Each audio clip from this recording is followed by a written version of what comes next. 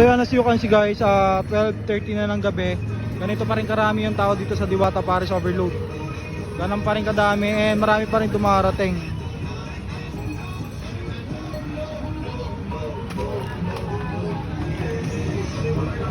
And sa Encanto, ganitong karami yung pila ngayon.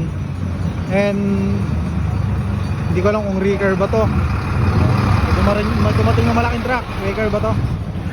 Ganitong karami ang kumakain ngayon dito sa may Encanto Paris Overload. Ang dami na rin. Haba na rin ang pila. So pareha silang ngayon yung Diwata. Maraming pila pero mas marami pa rin yung pila sa Diwata Paris Overload. Pero unlike mo dati na walang kumakain, ngayon ang dami nang kumakain dito sa Encanto Paris Overload. Dami na. Marami pa rin dumarating.